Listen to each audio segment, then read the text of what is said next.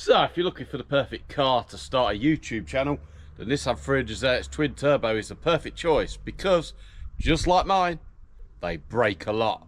So there's always going to be content. I've had this back on the road, best part of, what, 14 days since doing the rear main seal, and it's broken again.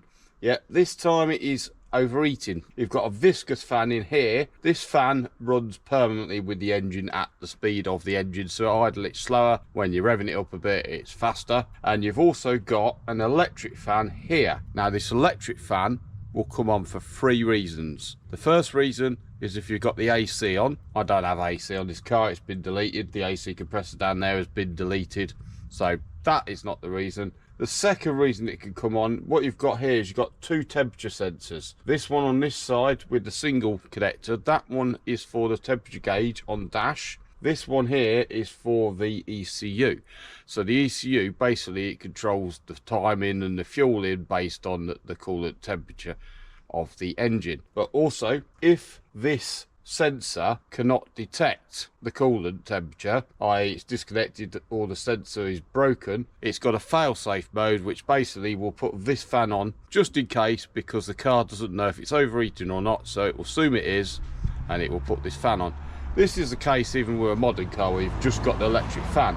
What will happen is if it can't detect the temperature, it will just run the fan at full whack. On the Nissan 300ZX, you have an ECU test you can do, and if this sensor is not working, it will throw a code 13 on the ECU test. Now for the third reason, the standard operating temperature of this engine, put in the comments if I'm wrong, I think it's about 180 degrees. If the temperature rises above, I think it's 220 degrees, sensed by this, it will basically think that it's about to overheat, so it will put the electric fan on to cool it back down to 180 degrees. So now for my little problem. Been driving this car 2 weeks since I did the rear main seal on it, and this fan down here kind of randomly just comes on for a few seconds and turns itself off, and it started doing it a little bit more regular. I thought maybe it could be the coolant temperature sensor, it could be a fault code with that.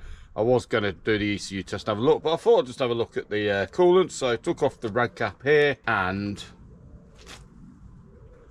it was full of gunk like that. And initially I thought, is that oil getting into the coolant? But anyway, cleaned it up so that it wasn't there anymore. Thought I'd monitor it. Checked it a couple of days later, same thing. And then I noticed that there was a coolant leak on the floor. So ran the car a little bit to see where it was kind of coming from. It only happens when the car is up to temperature and the thermostat is open. Basically it was coming from sort of around this area anyway. I've got the car up on the blocks and I had a look underneath, and it's dropping off the bottom of the crank pulley down there, but it's obviously coming from up here somewhere above. In this area up here, what you've got is this pipe goes in here in the centre here. You've got coolant bypass pipes here. In January of this year, which is like what, 7 months ago, and the car actually overheated, and the reason it had overheated is the fan belt fell off, and that stopped the water pump and the viscous fan running. So what I did in the process is I replaced these here with silicons. There's some metal pipes what they go onto which were all corroded, so I replaced them as well. They fit on with RTV, so that's been re-RTV'd. The centre of the pipe here goes on with RTV, that's been re-RTV'd. I replaced the water pump which is down there, which is kind of in the sort of right region to be leaking down there as well. That's a brand new water pump. That also goes on with RTV. There's no gasket on these. That was redone. The pipe below this is for the thermostat. It goes in just underneath it. That's one big circular opening. That also fits on with RTV, and I had a new thermostat in there. So you think it's all new. It shouldn't really leak. And also the coolant was obviously replaced. I drained the coolant out and I put new coolant in, the recommended coolant. However, I'm guilty that I did not flush the system. So originally I thought what this could be is it could be that the coolant before was not the right coolant and there's some kind of reaction gone on with the 2 coolants, or there could be corrosion in there because it could have had tap water and stuff in before. So my initial feelings was that it's leaking somewhere around here of water pump or thermostat housing, and because it actually happens when it gets up to temperature, i.e. when the thermostat opens, I think it's more towards the thermostat housing than the water pump, which I prefer as well, because to get to the thermostat housing you've got to take the radiator out and the fan out and the lower hose out there. To do the water pump, you've got to take off the lower timing cover. And to take off the lower timing cover, you've got to take the crank pulley and everything else off. And I prefer not to be doing that.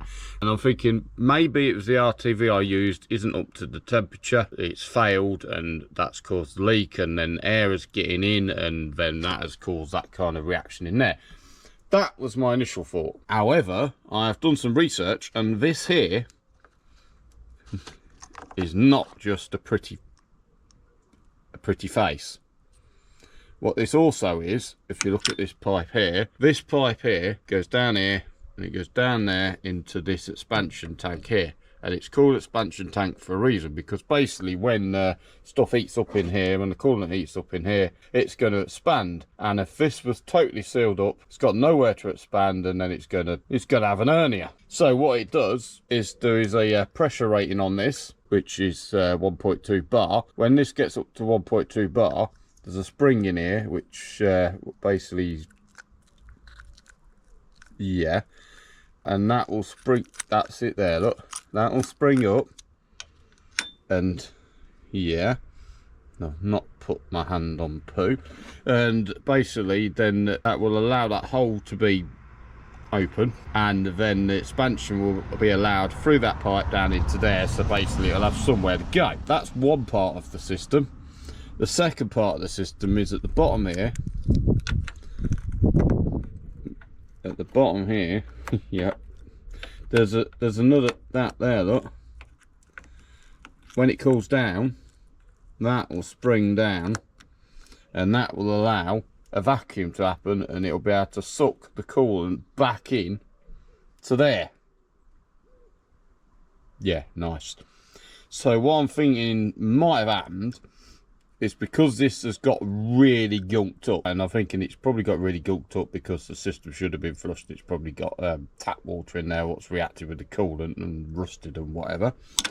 I think it's expanded and it's got nowhere to go, and the RTV around the thermostat housing is the weakest point in this particular situation, and it's broke some of the RTV, and then it is leaking out down there.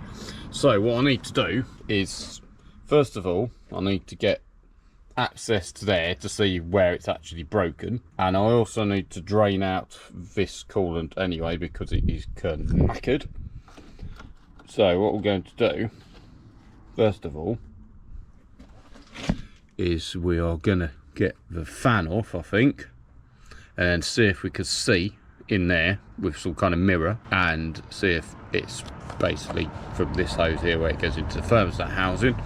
If so, then basically just gonna drain out there, take the radiator out, flush the radiator out, and then repair that, then flush the old system, top it back up with coolant, and hope for the best.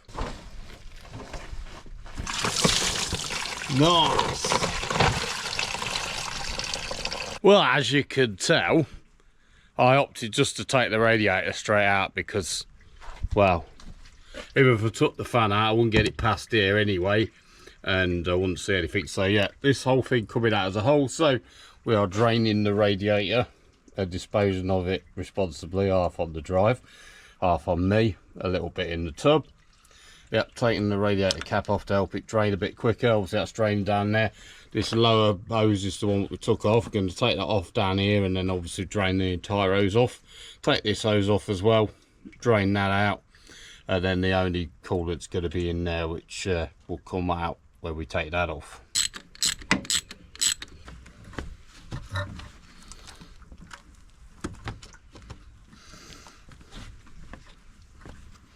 Yeah, I think I'm just going to take the top one off first.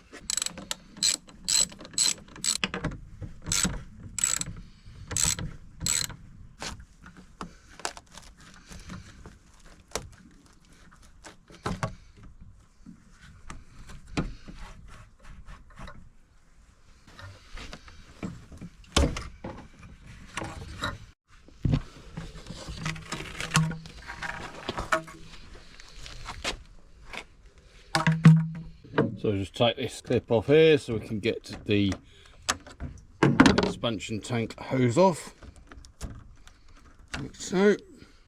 So I've got to get the rad brackets off there and there, then it is simply gravity that's holding it in.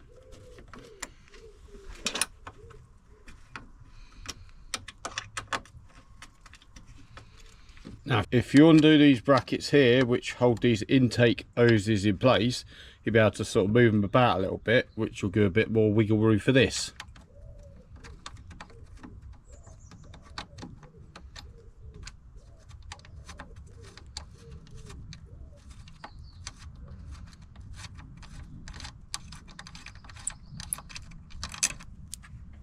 Like so.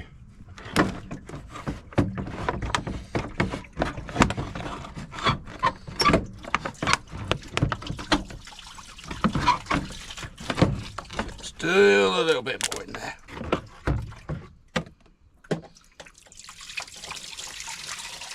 Yep, all over the front.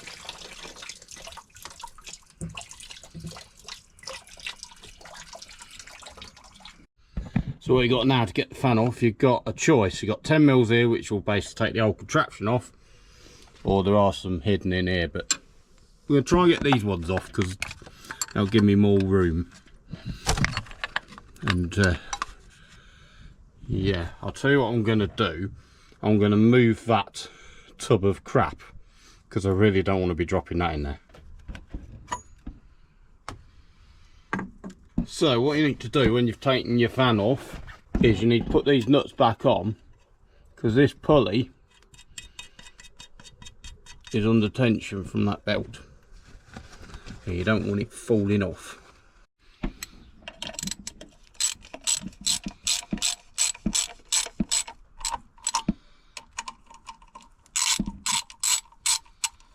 So I'm just going to tighten these back up so that it flushes up the pulley.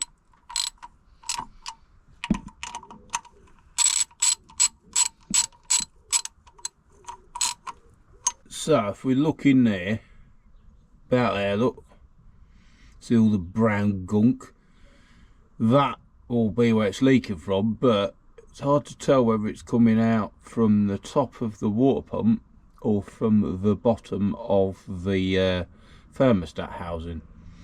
Now you'd hope, being gravity, it's coming from the thermostat housing because that's a lot easier to come off. The trouble is, once we take these pipes off here and here anyway, it's all going to piss out anyway, so you ain't going to know if it was leaking or not. So we need to really establish where it was before we start taking things off. But I need to take this timing belt cover off here, which is part of no, that's the top one. That's the bottom timing belt cover, which you can't take off without taking the blooming crank pulley off anyway, which you can't take off without taking the blooming pulley off the water pump. And by the time you've done that, you might as well take the blooming water pump off. And if I want to take this one off, which probably give me a very slight more view down there, I've got to take both these off to get to one bolt. Although I think if I take that off, I should be able to see, I won't be able to see what condition the gasket is on this because it's RTV, and when I take it off I'll damage it anyway. But when I clean up, I should hopefully be able to see what condition it is on that edge of the water pump to see whether the water pump looks okay and whether it's this. So the plan now, which may or may not be a good idea because I haven't got a radiator, is I'm going to run this and see if I could see where that is coming from.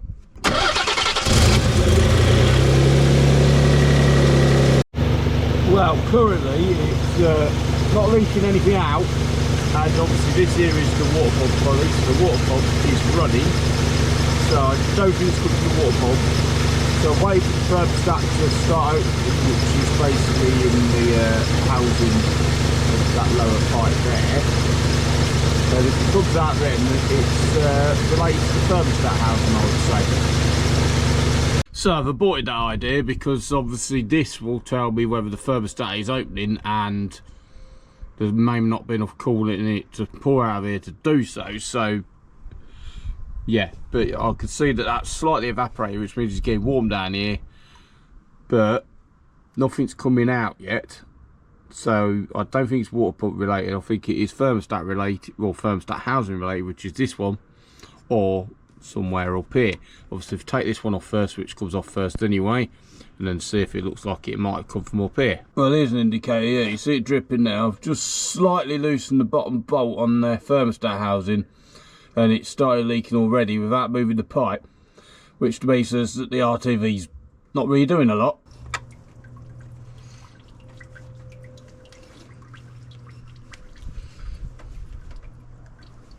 So it's appearing that that will not come off because I've took that bolt off.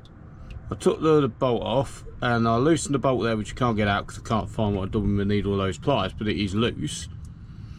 But that bolt on this side is not for the thing that is on this side. The bolt on this side is for the thing above, which is over there. There is a bolt which this is on now, which is more that way, which is for the thing that is over here, because that makes perfect sense. Yeah, well, the bolt's out. I don't know where it is, but it's out.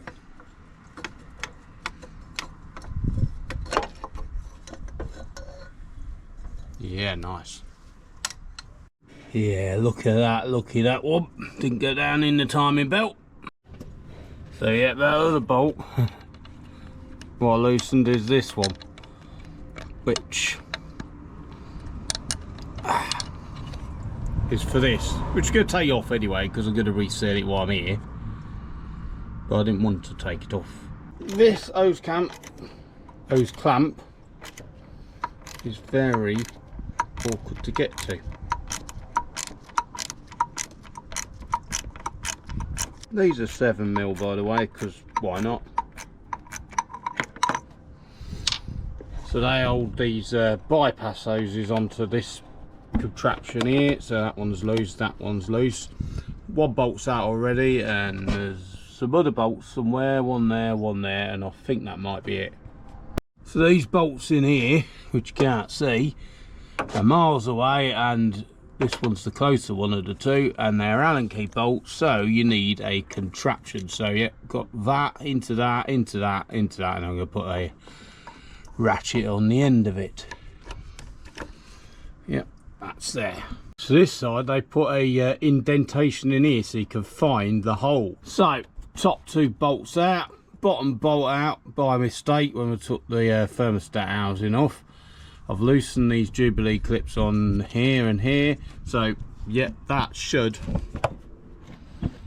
be stuck to the Jubilee clips, but it will come out. So yeah, we're out that side, and obviously the middle's loose. This side we're a bit stuck, and we just need a bit more slack on that, and there's nowhere to twist it to kind of get it out.